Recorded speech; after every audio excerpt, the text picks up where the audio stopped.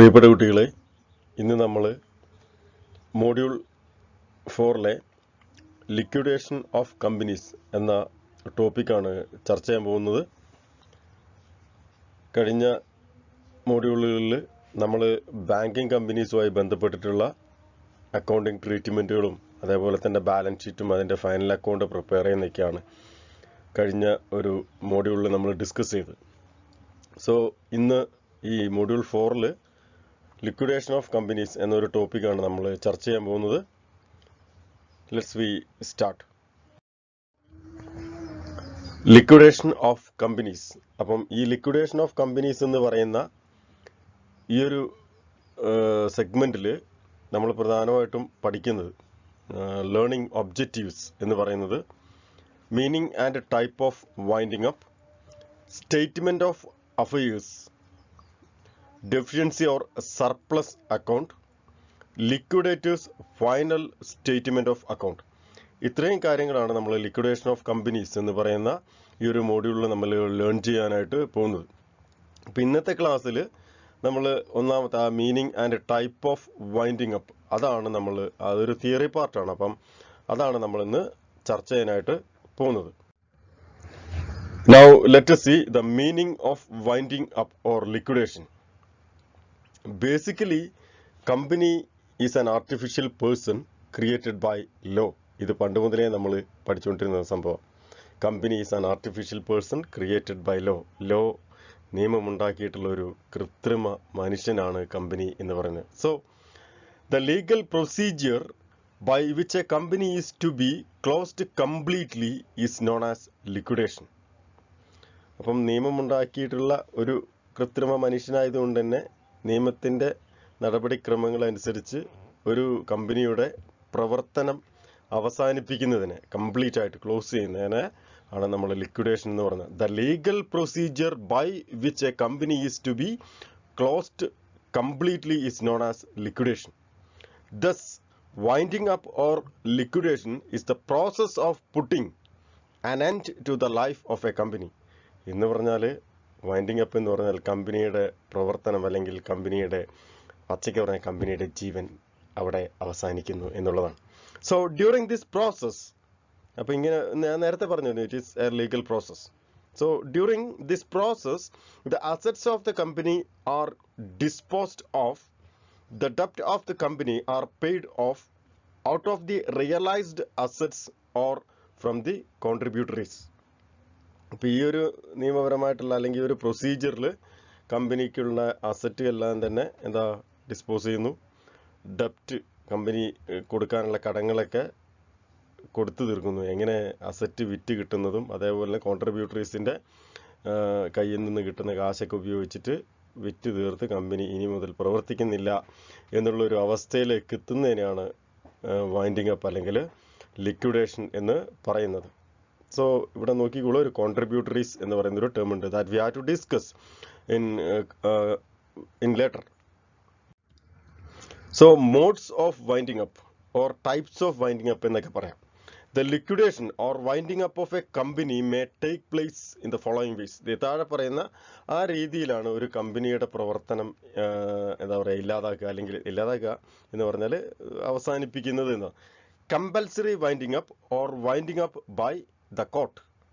Then number 2, voluntary winding up, and number 3, winding up subject to the supervision of the court. അപ്പോൾ 3 തരത്തിലാണ് ഒരു കമ്പനിയുടെ പ്രവർത്തനം അവസാനിപ്പിക്കുന്നത്.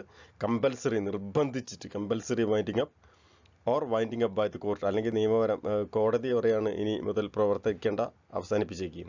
ദെൻ വോളണ്ടറി വൈൻഡിങ് അപ്പ്, സന്നദ്ധമായിട്ട് ഇനി എൻ്റെ പ്രവർത്തിക്കാനൊന്നും താല്പര്യമില്ല, അപ്പോൾ അതുകൊണ്ട് തന്നെ കമ്പനി നമ്മുടെ പ്രവർത്തനം അവസാനിപ്പിക്കാം എന്നുള്ളൊരു വോളണ്ടറി ആയിട്ടുള്ള ഒരു winding up. Then winding up subject to the supervision of the court, കോടതിയുടെ അല്ലെങ്കിൽ നിയമത്തിൻ്റെ നിരീക്ഷണത്തിൽ നിന്നുകൊണ്ട് കമ്പനിയുടെ പ്രവർത്തനം അവസാനിപ്പിക്കുക. ഈ 3 തരത്തിലാണ് സാധാരണഗതിയിൽ ഒരു കമ്പനിയുടെ വൈൻഡിങ് അപ്പ് അല്ലെങ്കിൽ ലിക്വിഡേഷൻ നടക്കുന്നത്. Now we have to explain in detail one by one. First one, compulsory winding up or winding up by the court. The winding up of a company by an order of the court is called compulsory winding up or winding up by the court.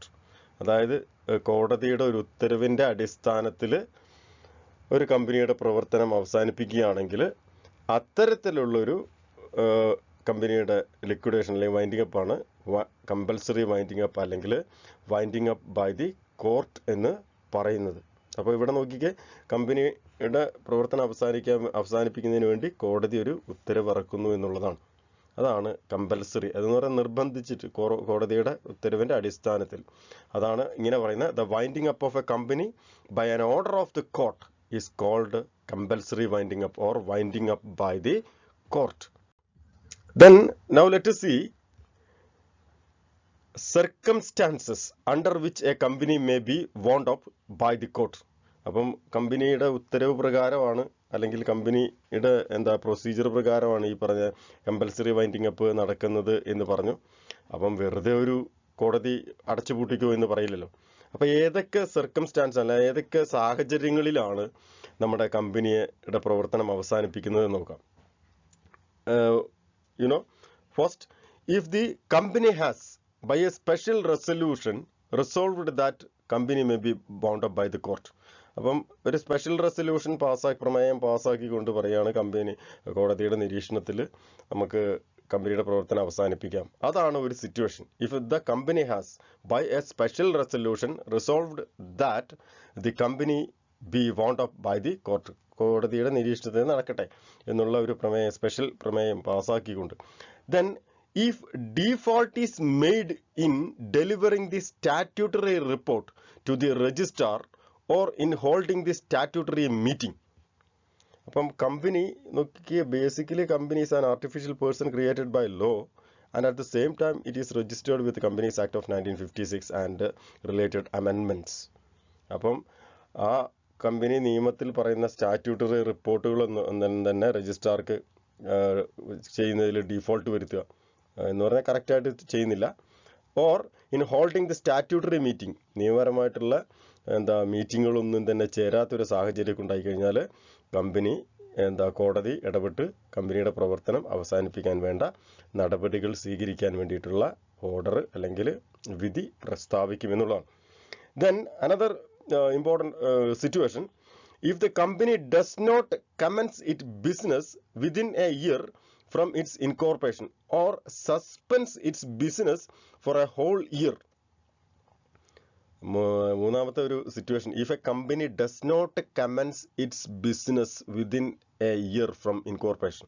അതായത് incorporate ചെയ്യുക, register ചെയ്ത് കഴിഞ്ഞിട്ട് ഒരു വർഷമായിട്ടും, സാധാരണ ഇതിൽ register ചെയ്ത് കഴിഞ്ഞാൽ within 6 months the company have to commence their business commence ചെയ്യണമെന്ന് ഞാൻ.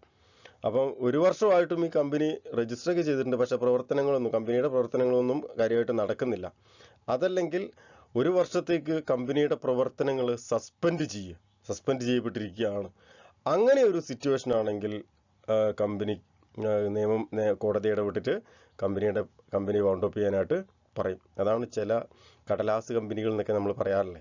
കടലാസിൽ കമ്പനി ഉണ്ട് പക്ഷേ പ്രവർത്തനമൊന്നും ഇല്ല, എന്ന് ജസ്റ്റ് രജിസ്റ്റർ ചെയ്തിട്ട് പ്രവർത്തനങ്ങളൊന്നുമില്ല. അതാ പറയുന്നത്, if the company does not commence its business within a year from its incorporation എന്ന് പറഞ്ഞാൽ രജിസ്ട്രേഷൻ നടത്തി കഴിഞ്ഞിട്ട് ഒരു വർഷമായിട്ടും ഈ കമ്പനി പ്രവർത്തിക്കുന്നൊന്നുമില്ല. അപ്പം അങ്ങനെ ഒരു സിറ്റുവേഷൻ ഉണ്ടാവുകയാണെങ്കിൽ കോടതി ഇടപെട്ട് കമ്പനിയുടെ പ്രവർത്തനം അവസാനിപ്പിക്കും. അതുമല്ല, പ്രത്യേക കാരണത്താൽ കമ്പനിയുടെ പ്രവർത്തനം ഒരു വർഷത്തേക്ക് സസ്പെൻഡ് ചെയ്തിരിക്കുകയാണ്, ബിക്കോസ് സർട്ടൻ അനദർ റീസൺസ്, മറ്റേതെങ്കിലും കാരണത്താൽ. അപ്പം അങ്ങനെ ഒരു സിറ്റുവേഷൻ ഉണ്ടാവുകയാണെങ്കിലും കോടതി ഇടപെട്ടിട്ട് നമ്മുടെ കമ്പനിയുടെ പ്രവർത്തനം അവസാനിപ്പിക്കും. Then another important situation or circumstances, if the number of members is reduced in the case of private company below 2 or below 3 in case of public company and below 7 in case of listed company. അപ്പം ഈ കമ്പനിയുടെ മെമ്പേഴ്സിനെ reduced if the number of members is reduced. അതായത് company നിയമപ്രകാരം ഒരു നിശ്ചിത അംഗങ്ങൾ ഉണ്ടായിരിക്കണം എന്നുള്ളത് നിയമത്തിൽ പറയുന്നതാണ്. അപ്പം എന്താ പറയുക, പ്രൈവറ്റ് കമ്പനിയിലാണെങ്കിൽ ബിലോ 2 2 കുറവായിട്ട് വരിക. അതേസമയം പബ്ലിക് കമ്പനിയാണെങ്കിൽ മൂന്ന് അംഗങ്ങളിൽ നിന്ന് കുറവുള്ള അംഗങ്ങളായി വരിക. അതല്ലെങ്കിൽ below 7 in the case of listed കമ്പനിയിലേക്കാണെങ്കിൽ 7 ആളുകളിൽ കുറവുള്ള ആൾക്കാരാണ് ഉള്ളത്, അല്ല അങ്ങനെ റിഡ്യൂസ് ചെയ്യപ്പെട്ടു. അങ്ങനെ ഒരു സിറ്റുവേഷൻ ഉണ്ടാവുകയാണെങ്കിൽ കോടതി ഇടപെട്ടിട്ട് നമ്മുടെ കമ്പനിയുടെ പ്രവർത്തനം അവസാനിപ്പിക്കുമെന്നുള്ളതാണ്. Then if the company is unable to pay its debts, അതായത് കാലാകാലങ്ങളായിട്ട് കമ്പനി ഇങ്ങനെ നഷ്ടത്തിലാണ് ഓടിക്കൊടുക്കുന്നത്, അതേപോലെ തന്നെ കടം മേടിച്ച ആൾക്കാർക്ക് കടം തിരിച്ചു കൊടുക്കാൻ പറ്റാത്തൊരു അവസ്ഥ വരികയാണെങ്കിൽ കോടതി ഇടപെട്ടിട്ട് ഈ കമ്പനിയുടെ പ്രവർത്തനം അവസാനിപ്പിക്കാൻ വേണ്ടിയുള്ള നടപടികളെല്ലാം സ്വീകരിക്കും. Or unlawful or fraudulent activities managed to refuse proper books of accounts, any other matter beyond the memorandum of association and articles of association. So unlawful ആയിട്ടുള്ള അല്ലെങ്കിൽ ഫ്രൂഡുലൻ്റ് ആയിട്ടുള്ള കള്ളത്തരത്തിലുള്ള ആക്ടിവിറ്റീസ് നടത്തുക, അല്ലെങ്കിൽ manager to refuse proper books of accounts manage ചെയ്യുന്നതിൽ default വരുത്തുക.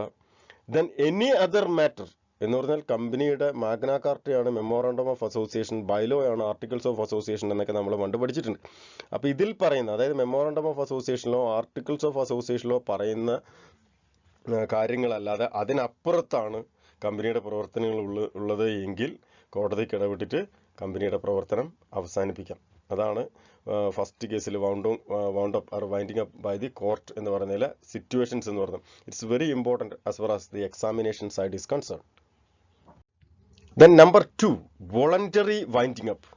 The liquidation or winding up of a company without an order of the court is called voluntary winding up.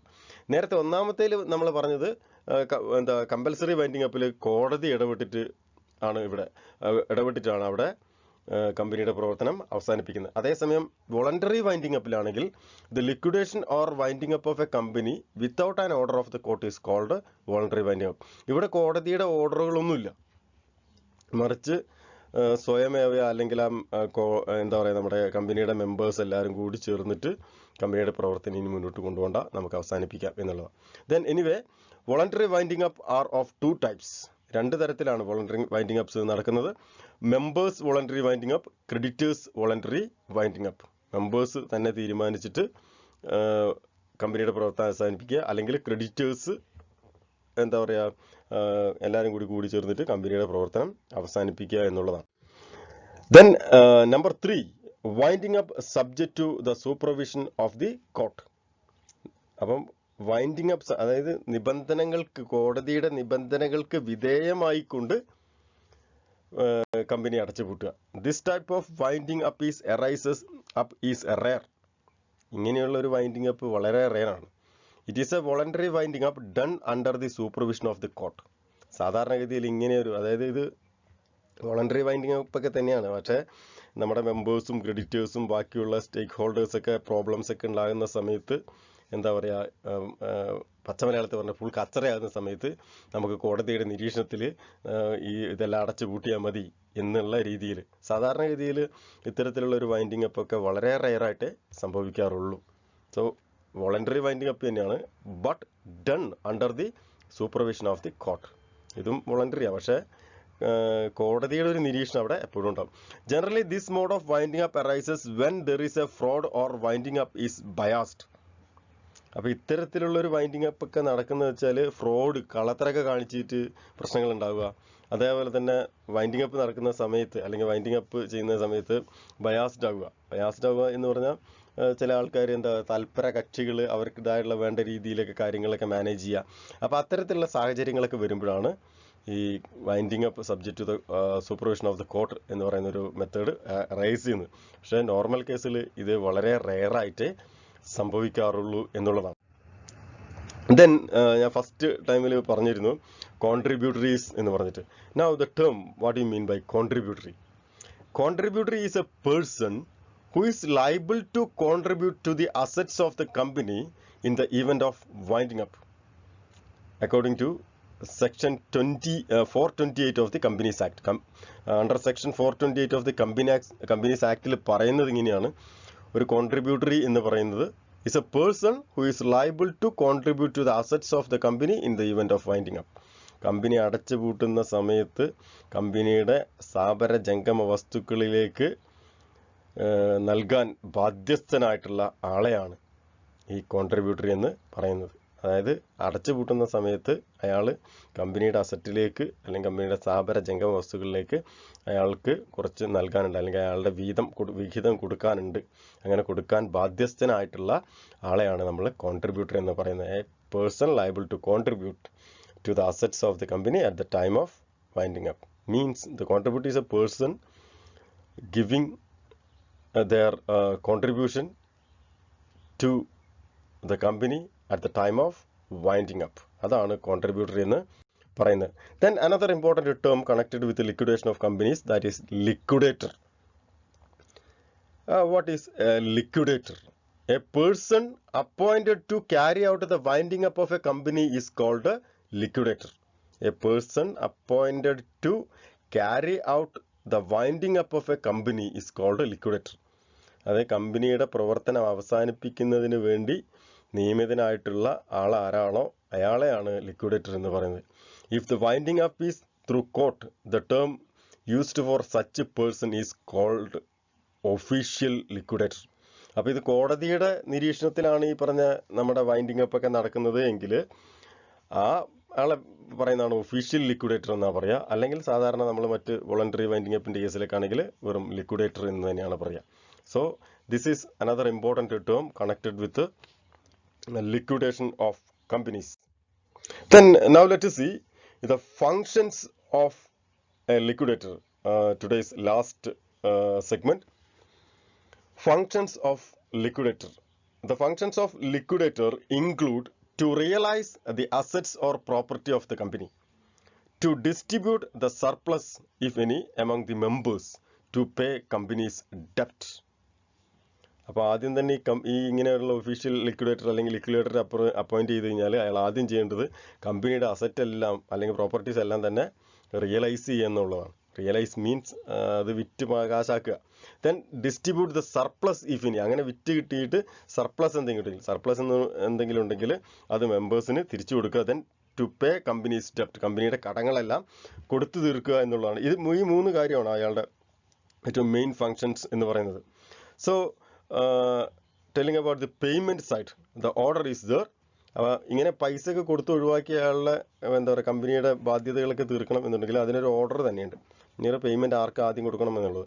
So order of payment include expenses of winding up including liquidators remuneration. ആദ്യം തന്നെ ഈ ലിക്വിഡേറ്ററുടെ റെമ്യൂണറേഷനും അതേ winding അപ്പും ആയിട്ടുള്ള ബന്ധപ്പെട്ടുള്ള ചെലവുകൾക്ക് ആയിട്ടുള്ള തുകയാണ് ആദ്യം കൊടുക്കേണ്ടത്. എന്ന് പറഞ്ഞാൽ ഈ അസറ്റൊക്കെ വിറ്റ് കിട്ടുന്ന കാശുണ്ടല്ലോ, അപ്പോൾ അത് ആദ്യം അതിന് ഉപയോഗിക്കണം.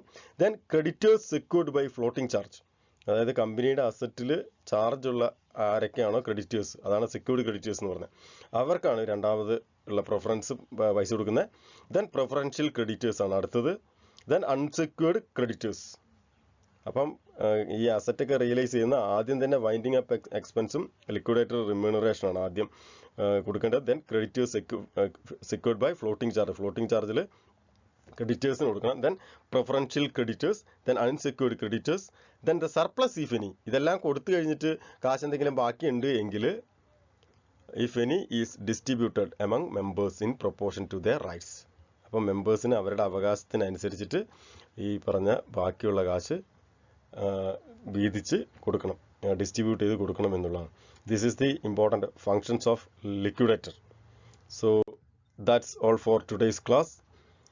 Stay safe, stay home. Thank you.